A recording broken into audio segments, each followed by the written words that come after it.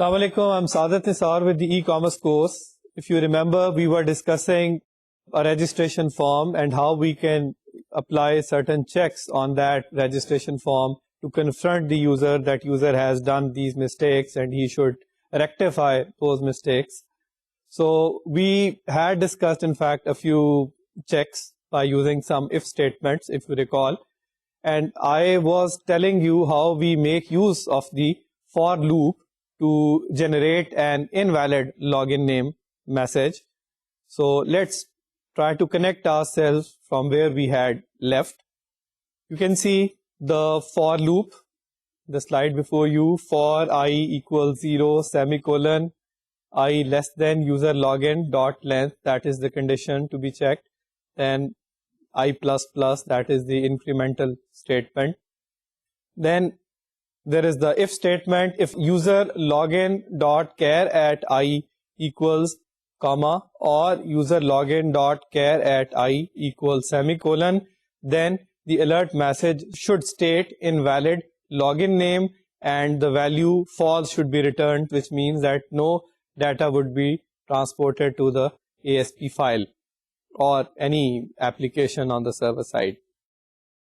I, in fact, had given you an example. Say, if in a text box, user login, I type the name Ali and I want to check whether it is a correct login name or not, depending upon the if statement I have used, then using this char at I can check each and every character one by one in the name Ali. If there is a comma or semicolon in any of these three characters, then that would be an invalid name and a pop-up box would appear. In case after writing the name Ali, there is a semicolon after that, by mistake a user prints a semicolon after Ali, then that is an invalid login name according to our condition we have set in the if statement. So what should happen? Now, char at I is 3. So at the index 3, the character is a semicolon. You know, user login dot length here is 4 because I have added a semicolon after Ali. So user login dot length is 4. And in the if statement, if user login dot char at 3 is a comma or a semicolon, here I have semicolon at the index 3, therefore that is an invalid login name. And in that eventuality, the alert box would state invalid login name and false would be returned. We can see the result. Notice that in the first text box, I type Saadat, then address, then login, and here after then the address, then in the login, I type Ali, and then I type a semicolon. So that would in fact be an invalid login name, although I type the password, confirm password, but this check, login check, would be applicable and the pop-up box would state invalid login name. Here, I can point out that we can use this for loop, this for statement, for other text boxes also, like for address text box or for password text box, in order to check any invalid character.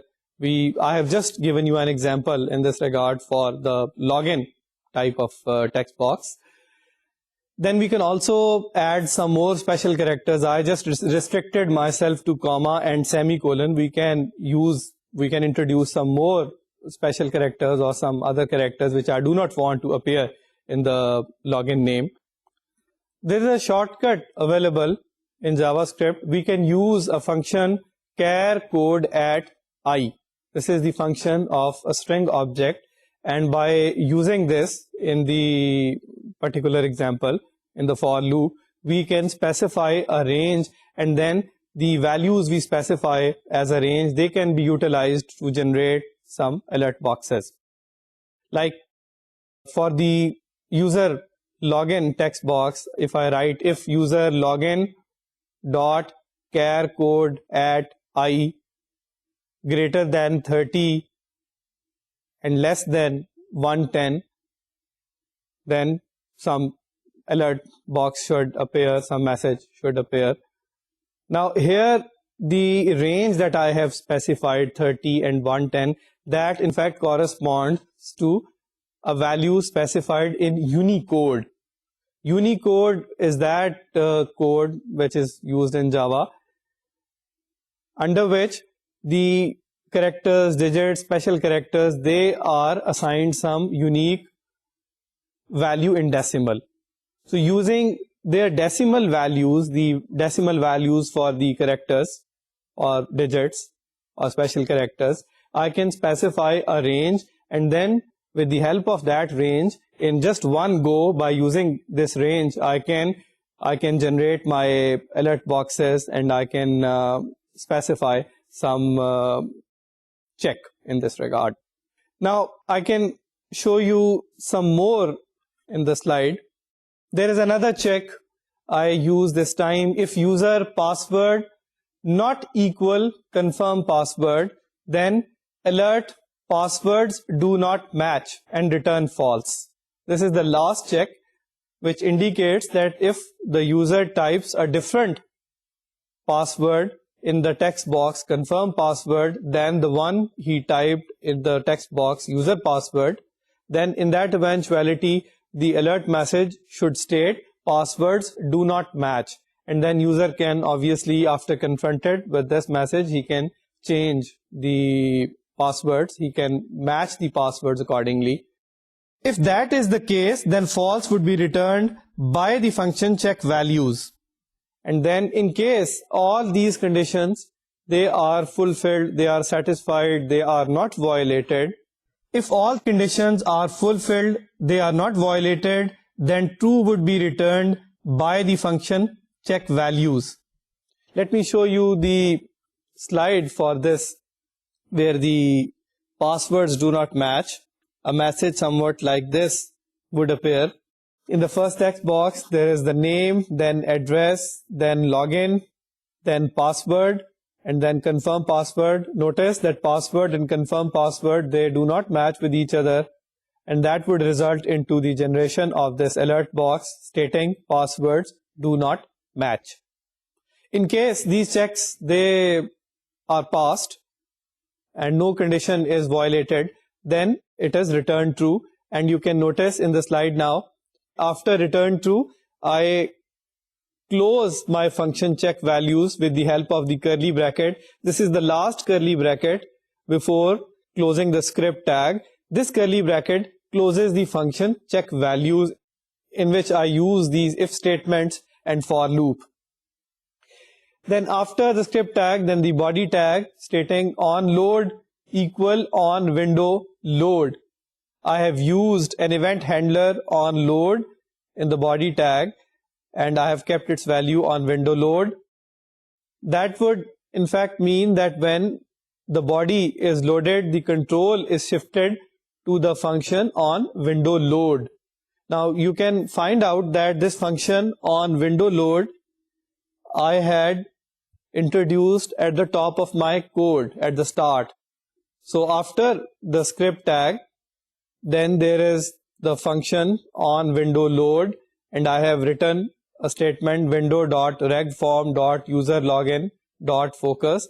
So body on load would mean that when the user loads the body, this page, then the control is passed on to this function on window load, in which there is a statement which provides that the focus, the cursor, should appear in the text box called user login. If you do not use this, it would not make any material change in your code. I was just trying to illustrate something new for you. And then the rest is quite simple. After the body tag, then I am going to use the form tag. You can notice I use name attribute. Its name is regform. Action equal regcheck.asp. That means I want the values contained in this form to be shipped, to be provided to an ASP file, regcheck. Then method post, and on submit equal return check values. Now it is an event handler I've used in the form tag on submit return check values. That means that when a user clicks on the submit button having the label register on it. Then at that time, the control should be passed, should be provided to the function check values I had used above, and then all the if statement and for statement, they would be executed accordingly. And if the checks, they are not violated, if the conditions are fulfilled and the return is true, then only the values typed in the form, they would be supplied to the ASP file regcheck. Then name text box, I type input type text name max length 25. That means I want to create a text box called name, and in which 25 characters, a maximum of 25 characters can be typed. Similarly for address, I create a text box having max length 50. I name it user address. Then for login, I again create a text box. I name it user login, and max length is 20. For password, input type password name. The name of this text box is user password. Max length here 15. Confirm password, input type password. Name of this text box is con password. Max length 15. For email, input type text, name email. Max length 15.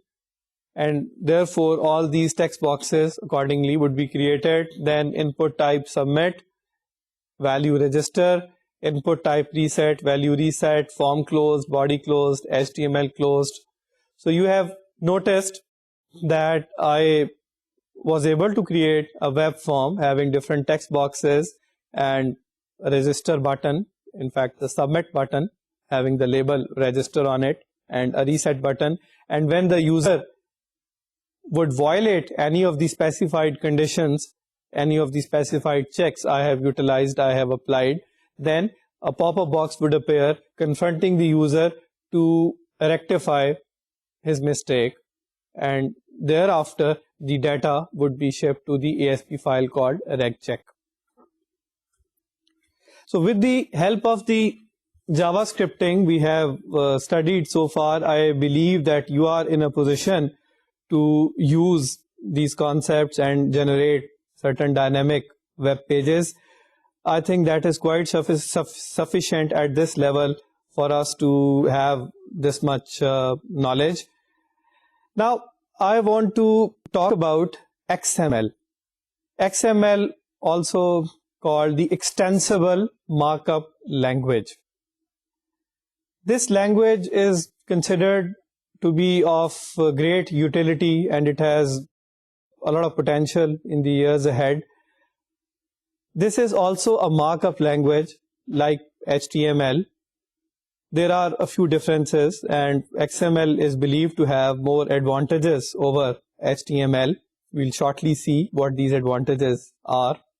XML was introduced by World Wide Web Consortium somewhere in late 90s. W3C is known to have the authority to maintain standards for the web, and in late 90s it came up with the first draft, the first version of XML.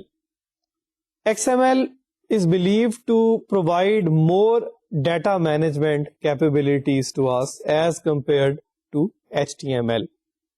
So if we want to format our lists for that matter, then XML is the more appropriate tool as opposed to HTML for doing so. I want to show you a code. In fact, I want to create a list of planets in the solar system, and I want that each different information or detail about different planets that should appear in different heading size.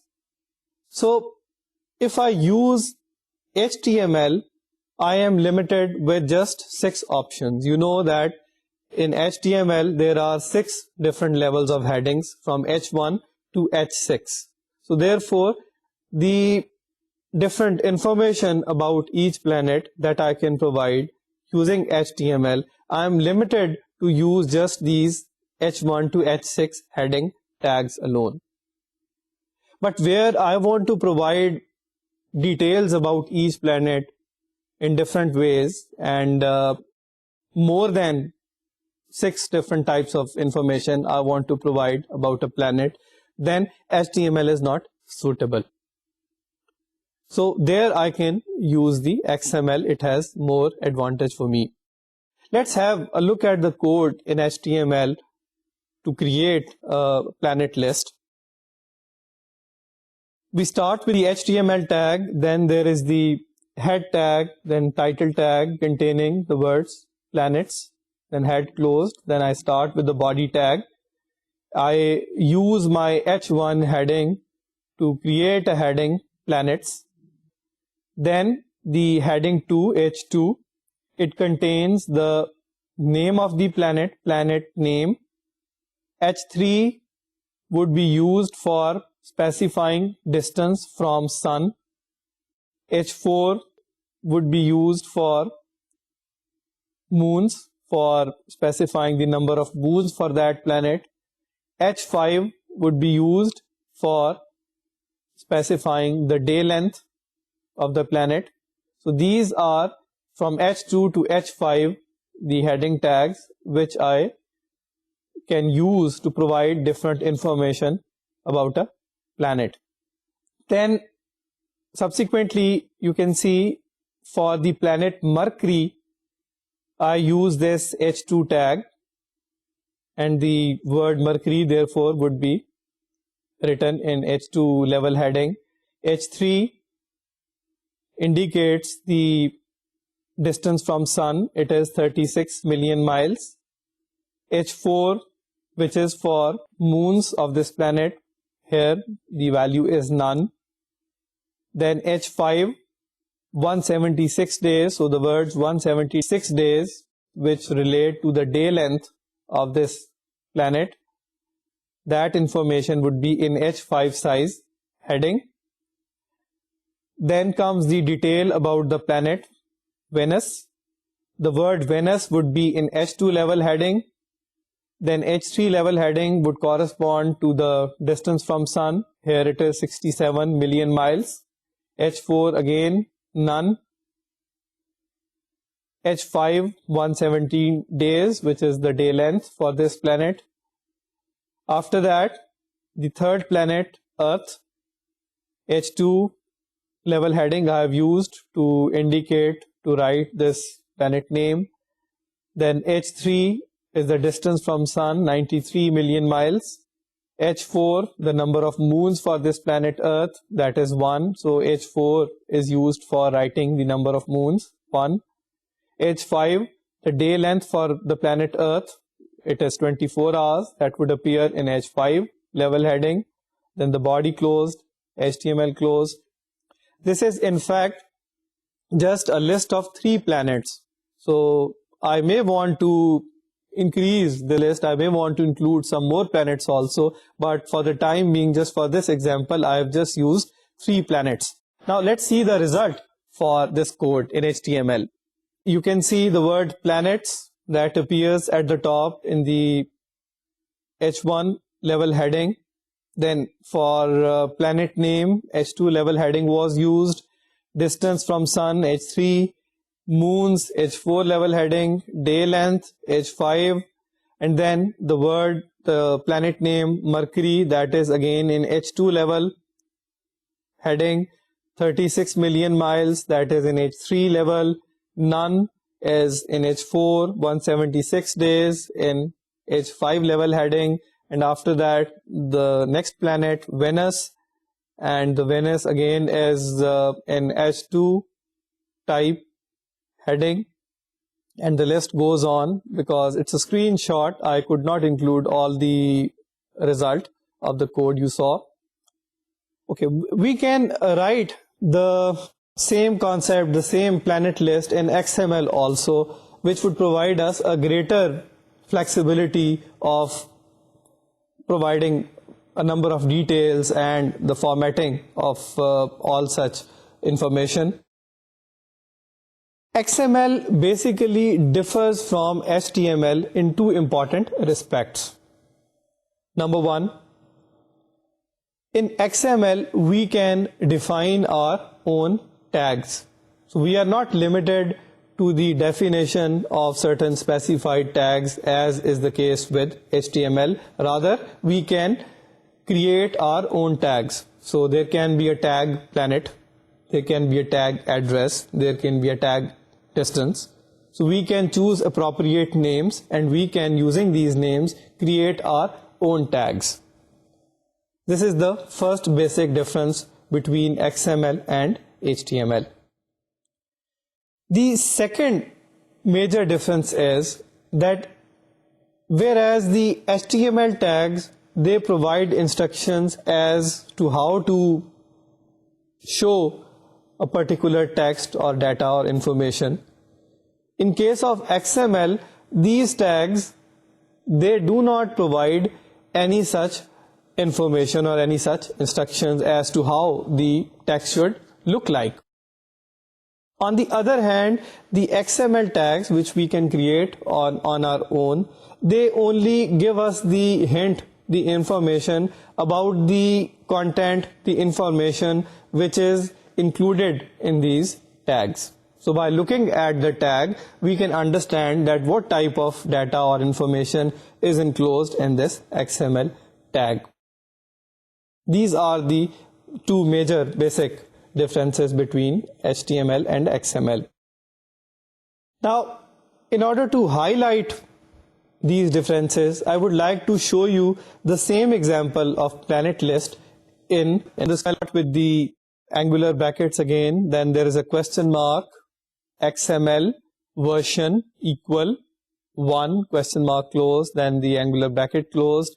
This is the first statement in XML which is called the declaration. So in fact, there is a declaration that the information contained in this file is related to XML version 1. After that, there is a tag planet list.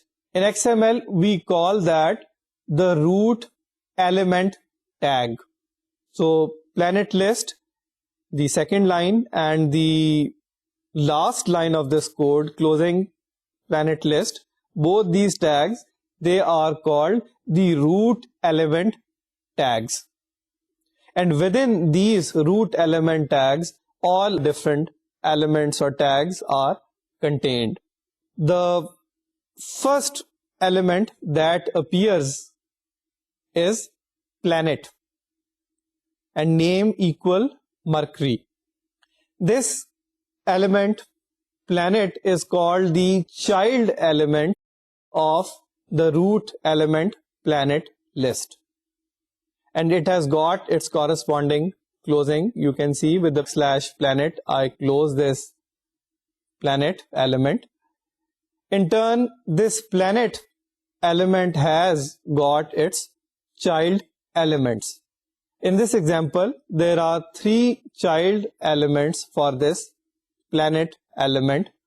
They are distance, moons, and day length. So distance is a child element, and the value I enclose, the information I enclose is 36 million miles. Then I close the distance element. Then for moons, I write the tag, I write the element moons, and I contain the value none. I close moons. Then the day length element, the child element, day length 176 days, I close day length. And in the similar fashion, then I move on to my next planet, which is Venus. So planet name attribute, I use planet name Venus, distance 67 million miles, distance closed, moons none, moon closed, then day length 117 days, day length closed, planet closed. And then the third planet, planet name Earth, distance 93 million miles, distance closed, moons 1, moons closed, day length 24 hours, day length closed, planet closed, and then the planet list closed. You saw that in this case, we were able to create the planet list using XML, and you already saw that we could create the same list with the help of HTML, but the flexibility, the advantage in XML is that we can format this list according to our wishes. For viewing the result of our XML code, we use another file, style sheet file, which contains the instructions about formatting of the contents in the XML file. And I'll show you with the help of an example how we do that, but we can look at some more details about XML before I can take you through that example. Now there is some data type definition, DTD. This term is used in XML, DTD, to indicate a particular file which contains XML on it. It can also be called an XML schema. You may have noticed one thing, that since we are free to choose any names to refer to our tags in XML, therefore there can be an issue that some organizations, they might be using certain particular names for XML elements or tags, and some other organizations might be using some different names to indicate, to refer to the same concept. So that incompatibility, that abnormality can therefore become quite magnified. In order to avoid this problem, different industries, they have come up with their own different standards which provide these details as to which names are appropriate, which names are to be used for selecting your elements. So therefore, in case of information regarding accounts, or in case of information regarding legal profession, there are certain standards available. You use those standards to select your element names, and then you use them in your XML code. Recently, the Worldwide Web Consortium has also released its set of rules for coding XML documents, and that can also serve as a basic standard for selecting our names. XML is not without rules, so there are certain rules that you need to follow while coding your documents in XML. I have a list before you. You can see on the screen. There are in fact 5 main rules. First of all elements must be properly nested. That means that if there is an outer element and then there is an inner element within that outer element, and then comes the content, then after the content, first of all, the inner element must be closed. After closing this inner element, then you should close the outer element. You have to take proper care of the nesting of your elements. Second rule is all attribute values must be quoted. So in case I have created an element fries and I use an attribute size in it, and I keep the value of size as large, it is necessary that I give this value large within the double quotation mark. The third rule is all elements with empty content must be identified by ending in /angular bracket. And as an example, I can show you the break tag. So in the break tag, because there is nothing enclosed within the break tag, no content is there, so the syntax is that such break tag, it should be having slash before the closing angular bracket. The fourth rule is that all elements must be cased consistently, which means that assuming I have used an element part in my code, then if I have used the uppercase to refer to create this element part, then throughout my document, this should remain in uppercase. I cannot close it as part with lowercase. Then certain characters having reserved meanings can also not be used in XML. For example, ampersand sign. In HTML, the ampersand sign is used with other characters. Ampersand, NBSP, semicolon in fact is used to refer to the blank space. So this character ampersand is already reserved in HTML for referring to a blank space. Therefore, in XML, I cannot independently use this character ampersand for coding purposes. Similarly, an angular bracket again cannot be independently used because it is already reserved for a particular purpose. We can embed our XML code within the HTML document. There is no problem about that. The only thing is that we need to use a particular syntax for that purpose. I can use an X which has got a corresponding closing tag to introduce my XML code within the HTML document. Similarly, there is a script tag, a script element which I can apply to invoke the XML code. Let's have a look at the slide.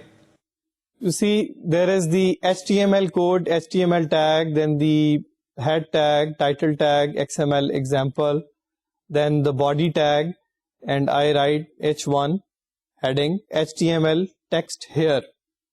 And after that there is the XML element. And it has got a corresponding closing. You can see before closing the body, I have closed this XML element.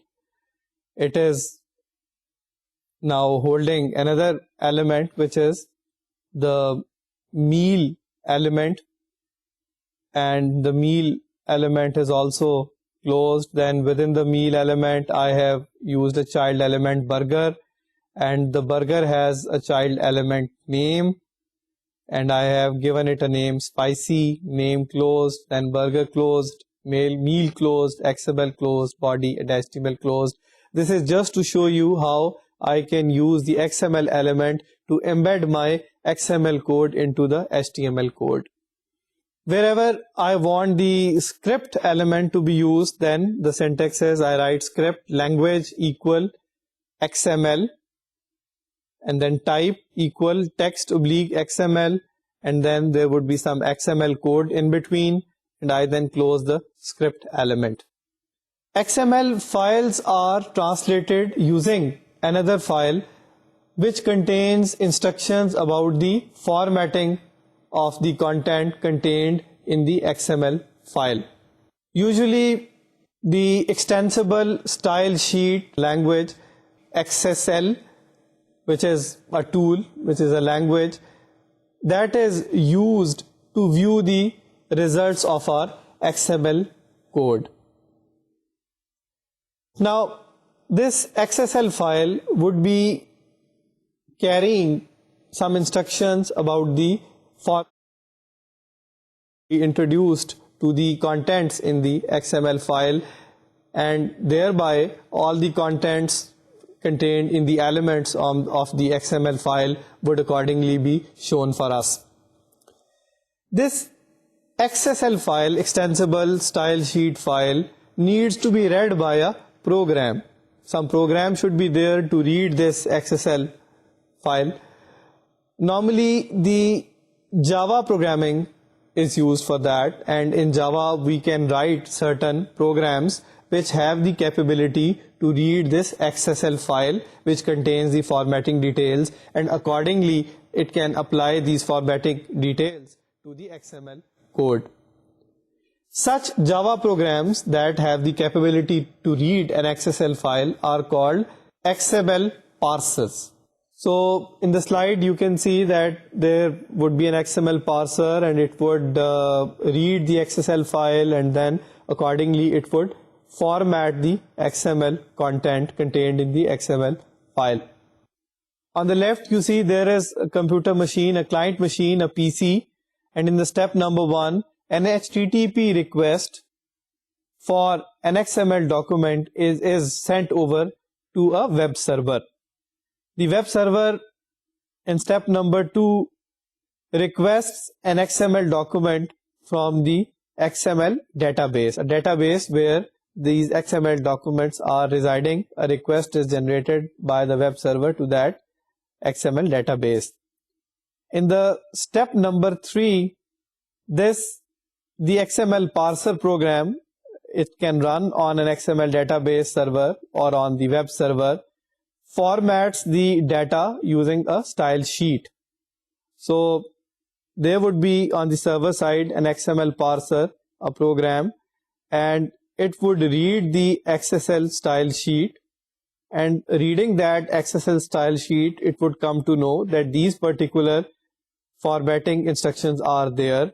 Using those instructions, it would then format the XML document, and in step number 5, then the XML parser sends this newly formatted XML document to the web server, and then this web server then satisfies the HTTP request, and in step number 6, the web server delivers the document to the client. Okay, it's important for us to understand how the XML code and XSL file, they are interrelated to each other. It's a difficult topic, I realize, and I do not want to take you into too much depth, but just to give you a feel of how we can write an XML code and its corresponding XSL file, I can give you a very simple example. You cannot bother yourself into too much details. Now, you can see in the slide, I write a simple XML document. I start with the declaration XML version 1, and then I give a reference of that XSL file which contains the formatting instructions for this file, and the syntax is XML style sheet href equal catalog.xsl. This is that XSL file which has instructions for this XML file. Type equal text XSL. Then my root element, that is catalog, because in this file is about the parts, it's a catalog of different parts. So my root element is catalog here, and it has got its closing also. Now there is the child element part which I introduce after the catalog element, and then this child element part, it has got its closing, but in between it has 3 child elements of its own, like name child element, and I write the name switch, I close the name element. Then the second child element for the part element is description, and I write the description, a very efficient device, I close description. Then the third child element for part is price, and I write ₹1000, price closed, then part closed. And similarly, I would then again write another part element, and then within that I can provide the name, description, price of that second part. Then I would close that part, and so on. And in this fashion, I would create a catalog of different parts. In order to provide the formatting instructions for this code, I can write my catalog.xsl, which can be somewhat like this. Notice that again I give a declaration XML version 1, which means that version 1 of XML is going to be used. Then there is the XSL element or XSL tag, which has got its closing tag underneath. And then I write a special rule element. A special element called rule is used in XSL to provide certain rules, certain instructions for the formatting purposes. And this rule element here provides the instructions for the root element, the body BG color equal yellow. It's an HTML instruction that BG color, the background color of this page, should be yellow. And after I close this first rule element, then I start the second rule element, and then it has got its closing, and in between I write target element type equal part and slash. This syntax in XSL means that the element called part used in the XML file should receive this particular format which is coming underneath. And what is that format? There is a div tag. Div style equal margin bottom 20 pixels, and then I write the element children, and I close the div, I close the rule. That means that refer to the element child element part and provide this formatting, this style to the contents which are used in this element. This is because of the use of the element children. Then comes the next rule element, and then you can notice I start element type equal part. Now my target is name child element. So therefore, whatever I want to target, to which I want to provide my formatting, I use it for target element. Then you can see I close the element tag, and then I use the bold tag, and I write the children element, bold closed, break closed, rule closed, and so on. That in fact would mean that now the specific instruction for the name child element used in the XML document, the instructions are that all the contents in that name element, they should appear in bold.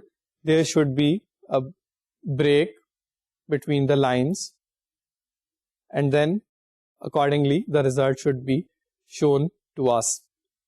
So with the help of this example, you may have some understanding how XML and XSL documents, they are created and they are interlinked with each other. Then I want to talk about the text editors that can be used in XML. There are general purpose text editors like Notepad, WordPad. We can type our code in these text editors. Text editor mean those softwares using which we can type our code. But there are certain special web page creation programs or softwares that have recently been developed, and they are of a lot of utility or effectiveness. For example, there is Macromedia Dreamweaver.